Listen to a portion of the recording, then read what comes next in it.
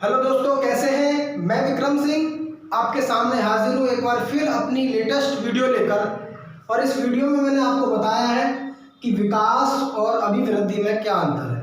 दोस्तों, अगर मैं पीछे की प्रीवियस वीडियो के बारे में अगर बता दूं तो मैंने इस टॉपिक में अभिवृद्धि और विकास के इस टॉपिक में मैंने आपको पहले अभिवृद्धि यानी कि ग्रोथ के बारे में इसके बताया था कि ग्रोथ होती क्या है, ग्रोथ को किन किन मनोवैज्ञानिकों ने क्या क्या कहा है, उसकी डेफिनेशंस मैंने आपकी वीडियो में दी है और आप वीडियो को देख सकते हैं। दूसरी वीडियो में मैंने विकास के बारे में यानी कि डेवलपमेंट के बारे में डिफाइन किया था। डेवलपमेंट होता क्या है, डेवलपमेंट कब स्टार्ट होता है और कहाँ तक चलता है और इसकी क्या क्या डेफिनेशंस मनोवैज्ञानिकों ने दी हैं, उन डेफिनेशंस के बारे में मैंने आपको बताया। लेकिन अब जो वीडियो है ये वीडियो हमारी बहुत इंपॉर्टेंट है। यहाँ से क्वेश्चंस कई बार आया भी है और आपके UP TET, C TET, super TET में क्वेश्चंस आ जाते हैं। तो आज हम बात करेंगे अभिवृद्धि और विकास में अंतर। अभिवृद्धि और विकास में अंतर यानी कि ग्रोथ एंड डेवलपमेंट में अंतर। तो आइए चलते हैं difference between the growth and development. बात करते हैं सबसे पहले पॉइंट की कि यह परिमाणात्मक प्रक्रिया है, यानी कि यह एक परिमाणात्मक है। क्या? ग्रोथ परिमाणात्मक क्यों है? क्योंकि इसके रिजल्ट को हम परिमाण में दर्शा सकते हैं, लिख सकते हैं, बता सकते हैं कि ये इतना, इसकी वृद्धि इतनी हुई, इसमें इतना ग्रोथ हुआ, हम उसको माप सकते हैं यानी कि हम उसको देख सकते हैं। दूसरी तरफ आइए, यह गुणात्मक है, यानी कि गुणात्मक का मतलब है कि यह एक क्वालिटेटिव प्रक्रिया है। क्वालिटेटिव का मतलब है कि जब गुणों का विकास होता है तो गुणों के विकास को हम ना तो देख सकते हैं ना उनको मेजर कर सकते हैं। अगर मैं आपसे बोलूँ कि किसी की बुद्धि का विकास हो रहा है तो बुद्धि का विकास हो रहा है, बुद्धि का विकास दिखता नहीं है, ना हम उसको मेजर कर सकते। लेकिन अगर हम ये कहें किसी की लंबाई में वृद्धि हो रही है तो लंबाई को हम मेजर कर सकते हैं, नाप सकते हैं। तो दोस्तों ये पहला डिफरेंस है, बहुत इंपॉर्टेंट डिफरेंस है। दूसरा डिफरेंस है कि वृद्धि विकास का एक छोटा रूप है, यानी कि हम ये कह सकते हैं कि विकास के अंतर्गत वृद्धि होती है, विकास के अंतर्गत वृद्धि होती है, यानी कि वृद्धि एक समय पर आकर रुक जाती है जबकि विकास नहीं रुकता। विकास क्या है? एक लॉन्ग टर्म प्रोसेस है। क्या है? लॉन्ग टर्म प्रोसेस है, ये हमेशा चलता रहता है। अगर हम इसको देखें तो ये एक शॉर्ट टर्म प्रोसेस है। अभिवृद्धि क्या है? एक शॉर्ट टर्म प्रोसेस है, कुछ समय तक जाकर ये रुक जाएगी लेकिन विकास नहीं रुकेगा। मैंने आपको एक चीज बताई कि विकास और अभिवृद्धि और विकास दोनों भ्रूणावस्था से शुरू होते हैं। मैं बार बार इस चीज पर फोकस इसलिए देता हूं कि ये क्वेश्चन आया भी है कि विकास कब शुरू होता है, अभिवृद्धि कब शुरू होती है। तो ये दोनों चीजें कब शुरू होती है? भ्रूणावस्था से शुरू होती है, ये ध्यान रखना है। दूसरी चीज, इसका तीसरा डिफरेंस है, इसके परिवर्तनों का मापन किया जा सकता है, यानी कि इसके परिवर्तनों को मापा जा सकता है। परिवर्तन का मतलब है कि आज वृद्धि इतनी हो गई, अगर अभी कुछ साल बाद वृद्धि इतनी हो गई तो इसमें जो परिवर्तन आया है उस परिवर्तन को हम माप सकते हैं, लेकिन इसके परिवर्तनों को हम माप नहीं सकते। ये इसका तीसरा डिफरेंस है। चौथा डिफरेंस क्या है? वृद्धि एक समय पर आकर रुक जाती है, वो मैंने पहले डिफाइन कर दिया कि वृद्धि एक समय पर आकर रुक जाती है, जबकि विकास लॉन्ग टर्म प्रोसेस है, लाइफ लॉन्ग चलता है।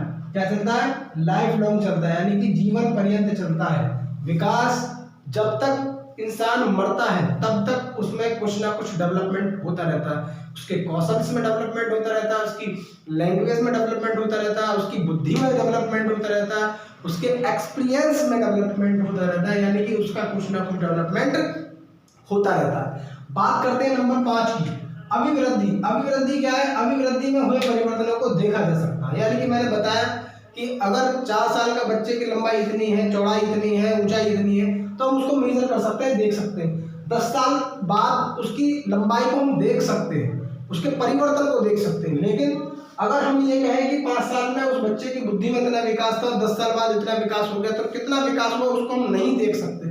तो ये इसका 5वां डिफरेंस हो गया। क्या हो गया? कि अभिवृद्धि में हुए परिवर्तनों को देखा जा सकता है जबकि विकास में हुए परिवर्तनों को देखा नहीं जा सकता। तो ये बहुत इंपॉर्टेंट है और यहाँ से क्वेश्चंस आए भी हैं कई बार और पूछ लिए जाते हैं यूपी टेट, सुपर टेट और सी टेट में 1-2 बार क्वेश्चन भी आए हैं। तो मैं आपको नेक्स्ट डिफरेंस की तरफ लेके चलूँ।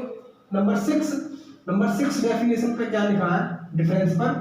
यह किसी एक विशेष पक्ष को निरूपित करता है, यह किसी एक विशेष पक्ष में होगा। अगर हम इसकी अगर हम ये देखें कि भाई वृद्धि हुई, तो आप ये कहोगे किस में वृद्धि हुई, किस में वृद्धि हुई, यानी कि हम ये कह सकते हैं कि लंबाई में, चौड़ाई में, उसकी ऊंचाई में, उसकी उंगलियों में, उसके सिर में, उसकी हाइट में, यानी कि इसमें वृद्धि हुई। लेकिन अगर हम विकास की बात करें तो विकास हम कहेंगे उसका डेवलपमेंट हुआ। क्या हुआ? डेवलपमेंट जब होगा ये किसी एक पक्ष का नहीं होगा। जब डेवलपमेंट होगा तो उसका शारीरिक डेवलपमेंट भी होगा, उसका मानसिक डेवलपमेंट भी होगा, उसका आध्यात्मिक डेवलपमेंट भी होगा और उसका संवेगात्मक डेवलपमेंट भी होगा, यानी कि ओवरऑल सारे पक्षों का डेवलपमेंट होगा। इसीलिए हम कह सकते हैं कि यह एक मल्टी डायमेंशनल प्रोसेस है। It is a multi dimensional process, यानी कि यह एक बहुआयामी प्रक्रिया है। नंबर 7 पर हम चलते हैं। अभिवृद्धि का कोई निश्चित क्रम नहीं होता। जी हाँ, अभिवृद्धि का कोई निश्चित क्रम नहीं होता कि कहाँ से होगी, किधर को होगी। लेकिन हाँ, विकास का एक जरूर क्रम होता है। विकास का एक जरूर क्रम होता है कि विकास जैसे जैसे आपकी बुद्धि का विकास होगा, आपके शारीरिक विकास होगा, इनका एक निश्चित क्रम होता है। और नेक्स्ट आपका इसका जो डिफरेंस है वह है 8वां। अभिवृद्धि की एक दिशा निश्चित नहीं होती। अभिवृद्धि की दिशा निश्चित नहीं होती कि किस दिशा में अभिवृद्धि होगी, लेकिन विकास की दिशा जरूर निश्चित होती है। आपने देखा होगा विकास की दिशा कैसे निश्चित होती है कि विकास सिर से पैर की तरफ होता है, यानी कि पहले जो भ्रूण होता है, भ्रूण में सबसे पहले उसका सिर बनता है, धीरे धीरे उसका जो बाकी बॉडी है पैर की तरफ चलती है विकास। तो पहले सिर की तरफ से पैर की तरफ को विकास होता है, इसकी दिशा निश्चित होती है। तो ये बहुत इंपॉर्टेंट इसका डिफरेंस है, इसको आप नोट कर सकते हैं, कई बार आया भी है कि विकास की दिशा निश्चित क्यों होती है। तो आपको 4 ऑप्शन मिलेंगे। नेक्स्ट आपका डिफरेंस है नंबर 9। इसमें लंबाई, चौड़ाई, ऊंचाई आदि मानकों को देखा जाता है। यानी कि हम ये कह सकते हैं जब वृद्धि होगी तो हम इनके मानकों को देखेंगे कि वृद्धि किस में होगी। लंबाई, चौड़ाई, ऊंचाई, ये इसके एग्जाम्पल है, किस में देख सकते हैं। इसी तरह अगर हम इसके विकास की देखें तो विकास में हम क्या देखेंगे कि उसकी कार्यकुशलता, यानी कि वो कितना स्किलफुल हो गया, यानी कि हम उसके कौशल को देखेंगे कि उसमें कौन से कौशल का डेवलपमेंट हुआ। हम उसकी शक्ति को देखेंगे, उसमें कौन सी शक्ति का विकास हुआ। हम उसकी क्षमता को देखेंगे, उसमें कितनी क्षमता का विकास हुआ। यानी कि हम जब विकास की बात करेंगे तो उसके स्किल्स की बात करेंगे, उसके स्किल्स मतलब उसकी कार्यकुशलता की बात करेंगे। तो ये क्या देखेंगे, इसमें कार्यकुशलता को देखा जाता है, क्षमता को देखा जाता है, शक्ति को देखा जाता है और कौशलों को देखा जाता है। लेकिन अभिवृद्धि में लंबाई, चौड़ाई, ऊंचाई और भार को भी हम माप सकते हैं। भार कितना रह गया, भार भी देखा जा सकता है कि बच्चे में कितने भार की वृद्धि हुई, उसको भी हम माप सकते हैं। ये भी अभिवृद्धि के अंतर्गत आएगा। तो दोस्तों ये थी हमारी difference between the growth and development. In growth और डेवलपमेंट के बारे में जो डिफरेंस था वो मैंने बहुत क्लियरली आपको डिफाइन किया है। और इस वीडियो को ज़्यादा से ज़्यादा तक लोगों तक शेयर करें, उनको बताएं कि साइकोलॉजी को हिंदी में एक बहुत महत्वपूर्ण टॉपिक जो चल रहा है उन लोगों को शेयर करें और बताएं कि साइकोलॉजी एक क्रमबद्ध तरीके से यहाँ पढ़ाई जा रही है। और वीडियो को देखें, शेयर करें। और नेक्स्ट वीडियो के लिए आपको मैं बता दूं, अब जो नेक्स्ट वीडियो है बहुत ही इंपॉर्टेंट वीडियो है, वो विकास के सिद्धांत है, यानी कि प्रिंसिपल्स ऑफ डेवलपमेंट, विकास के सिद्धांतों पर आधारित होगी। तो देखते रहिए रैपिडो क्लासेस। जय हिंद।